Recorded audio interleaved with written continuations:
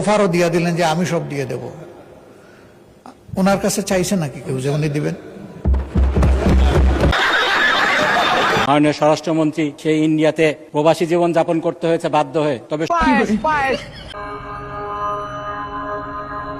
चलिए शुरू करते हैं। সকলের তো তার মতো রাজকপাল না। তিনি ফিরে এসেছিলেন, বিরোচিত সম্বর্ধনা পেয়েছিলেন, আবার তিনি এস আলমের গাড়িতে চড়ে সম্বর্ধনা নিয়ে। হিন্দুকেরা বলে সেজন্য গতকালকে তিনি এস আলমের নাম দেননি। যার নুন খেতে হয় তার তো কিছু গুণ খেতে হয়। যাক, সেদিকে যাচ্ছি না মাননীয় স্পিকার। বিরোধী দলের পতনও হয়ে যাবে এরকম কথা মাননীয় স্পিকার সংসদে আমাদের শুনতে হচ্ছে। তো বিরোধী দল তো মাননীয় স্পিকার সরকারের প্রেসক্রিপশন অনুযায়ী বিরোধিতা করবে না। ঠিক বলেছো।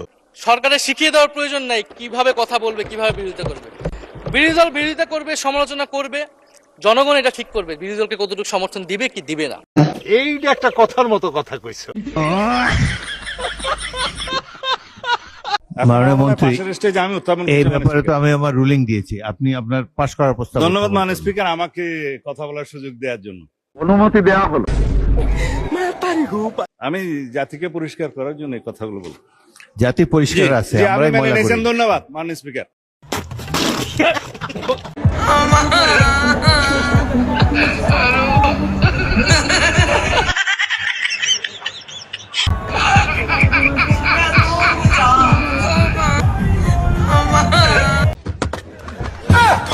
মেসির খেলা আমার অনেক ভালো লাগে, ভালো খেলে।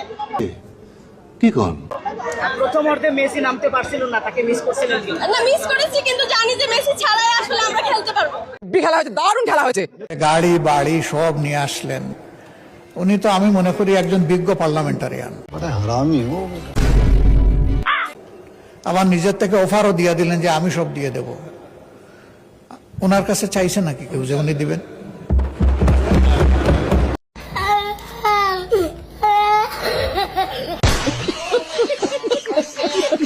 মনে হয় যে আমাদের মানসিকতাগুলো এমন হওয়া উচিত যেটা এখানে দাঁড়িয়ে অন্তত কেউ কারো সম্মানে আমরা আঘাত করব না।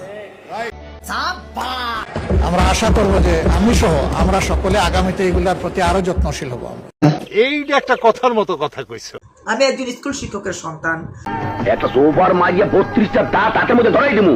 আমার স্ত্রী হিজাবি, নিশ্চয়ই তাকে দেখেছেন। আমরা দুজনেই ঢাকা বিশ্ববিদ্যালয় থেকে সর্বোচ্চ পড়ালেখা শেষ করে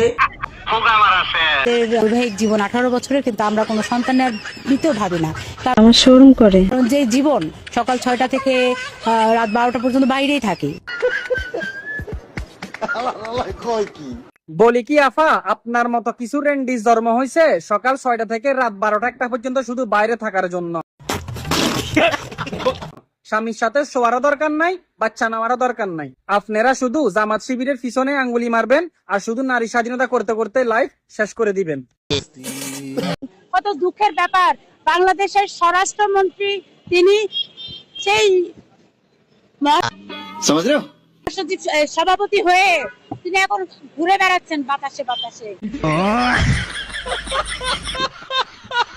কি খুশি, তার ফুরফুরা মেজাজে আছে, কিন্তু তার কানেই ঢুকে না যে এই বর্ডারে কতগুলা ভাই বোন খণ্ডনরত অবস্থা আছে। এইটা একটা কথার মতো কথা কইছো।